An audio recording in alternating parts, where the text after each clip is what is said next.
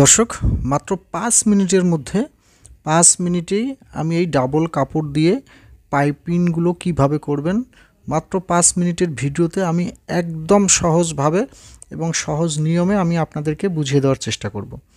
দর্শক এই পাইপিংগুলো মনে হয় যে অনেক কঠিন, কিন্তু না, তেমন কঠিন কোনো কাজেই না। আপনারা একটু ধৈর্য সহকারে শুধু ভিডিওটি দেখুন। দর্শক দেখেন, আমি এখানে আমার গলা এবং আরমহলটা কাটিং করে নিয়েছি। এখানে আমি দেখেন কাপড়গুলোকে সর্বপ্রথম কাটিং করে আমি জয়েন্ট দিয়ে নিয়েছি। দেখেন এই জয়েন্ট দেওয়ার পরে আয়রন করে নিয়েছি। এই কাপড়গুলো কিভাবে কাটিং করবেন, কিভাবে জয়েন্ট করবেন, দেখেন আমি 2 ইঞ্চি চওড়া করে 2 ইঞ্চি চওড়া পরিমাণে কাপড় কাটিং করে দেখেন এই কাপড়গুলোকে আমি এইভাবে কাটিং করে নিয়েছি। এই কাপড়টা একদম আড়াআড়িভাবে কাটিং করতে হবে। গলায় পাইপিং করার জন্য যেভাবে কাপড় কাটিং করতে হয় ঠিক সেইভাবে কাটিং করে এইভাবে কাটিং করার পরে এগুলোকে জোড়া দিয়ে নিতে হবে। আপনি আপনার ইচ্ছে মতো এই কাপড়গুলো যত ছোট করবেন পাইপিংয়ের গ্যাপটা ডিজাইনগুলো ঠিক ততটুকু ছোট ছোট হবে।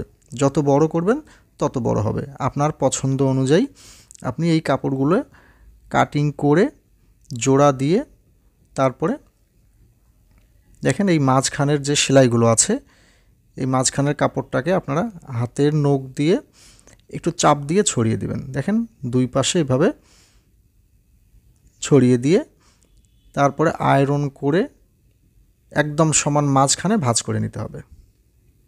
ঠিক এইভাবে মাঝখানে ভাঁজ দিয়ে আপনাদের যদি আয়রন থাকে তাহলে অবশ্যই আয়রন দিয়ে ঠিক এইভাবে ভাঁজ করে নেবেন। দর্শক এখন আমি আপনাদেরকে পাইপিংটা করে দেখাচ্ছি। আপনারা পাইপিং যখনই করবেন কাপড়ের উল্টা পাশ থেকে পাইপিংটা শুরু করবেন। দেখেন আমি যেহেতু এই কাপড়টার কোনো উল্টা ভাও নেই, আমি তারপরও আপনাদেরকে বলছি যদি কোনো প্রিন্টের কাপড়ে আপনারা করতে যান সেক্ষেত্রে আপনারা উল্টা পাশ থেকে এই পাইপিংটা করবেন। 2 কালার কাপড় দিয়ে চমৎকার একটি পাইপিং। এই পাইপিংগুলো করার পরে অনেক সুন্দর দেখা যায়। আপনারা যেখানেই পাইপিং করবেন একদম অত্যন্ত সুন্দর দেখা যায়। প্রথমে একটা সেলাই দিয়ে হাতের নখ দিয়ে একটু চাপ দিয়ে নিব, তারপরে উল্টা পাশ থেকে ঘুরিয়ে আমি কাপড়ের যে ভাও সাইডটা আছে সে সাইডে আসব। এসে একদম পাইপিংয়ের মুড়ি মুড়ি একটা সেলাই দিয়ে এইভাবে সেলাইটি দিয়ে আমি পাইপিংটাকে লাগিয়ে নেব।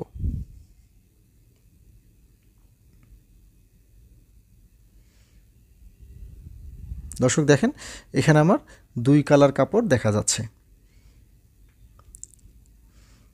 পাইপিংয়ের কাপড়টা যদি আরেকটু ছোট কাটেন সেক্ষেত্রে এই কাপড় ডিজাইনগুলো আরেকটু ঘন ঘন দেখা যাবে। আমি আরও একটা আরমহল আমি আপনাদেরকে পাইপিং করে দেখাচ্ছি। অবশ্যই উল্টা পাশ থেকে এই পাইপিংটা করতে হবে।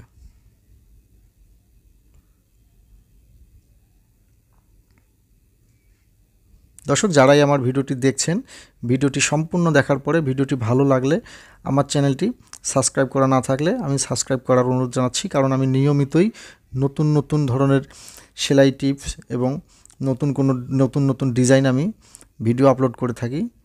এই চ্যানেলটি সাবস্ক্রাইব করা থাকলে অবশ্যই সেই ভিডিওগুলো আপনারা সবার আগে পেয়ে যাবেন। দর্শক এখন গলাটা পাইপিং করছি। ঠিক একইভাবে দেখেন গলাটাও আমি একইভাবে এখান থেকে শুরু করব উল্টা পাশ থেকে। এরপরে আস্তে আস্তে ঘুরিয়ে ঘুরিয়ে পাইপিংটাকে আমি প্রথম একটা সেলাই দিয়ে বসিয়ে নেব।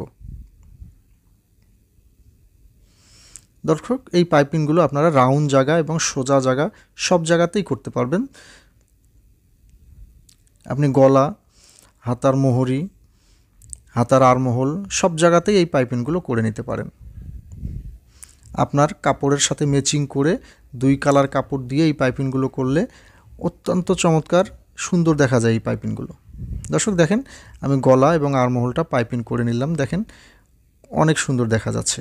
তো দর্শক এখন সোজা সাইডে যে কোনো সোজা হাতার মোহরি অথবা সাইডে কামিজের সাইডে কিভাবে পাইপিং করবেন ঠিক একইভাবে এই পাইপিংটা আমি একটা সেলাই দিয়ে লাগিয়ে নিচ্ছি। এরপরে ঠিক একইভাবে হাতের নখ দিয়ে চাপ দিয়ে আমি আবারও এই পাশে ঘুরে আসব। দর্শক ঠিক এই নিয়মে পাইপিংগুলো করলে এই পাইপিংগুলো অত্যন্ত চমৎকার দেখা যায় এবং যার জন্য তৈরি করবেন নিজের জন্য অথবা কাস্টমারের জন্য পাইপিংগুলো খুবই সুন্দর দেখা যায়। দর্শক দেখেন এই পাইপিংগুলো আমি খুব সহজেই আপনাদেরকে বুঝিয়ে দেওয়ার চেষ্টা করেছি। আশা করি আপনারা বুঝতে পেরেছেন। এরপরও যদি না বুঝতে পারেন তাহলে কমেন্ট বক্সে কমেন্ট করে জানাবেন। অবশ্যই আমি আপনার কমেন্টের উত্তর দেওয়ার চেষ্টা করব। দর্শক আজ এ পর্যন্তই। ভালো থাকবেন, সুস্থ থাকবেন, নিজের প্রতি খেয়াল রাখবেন। আবারও দেখা হবে নতুন কোনো ডিজাইন নিয়ে, নতুন কোনো সেলাই টিপস নিয়ে। সে পর্যন্ত আল্লাহ হাফেজ। ধন্যবাদ সবাইকে।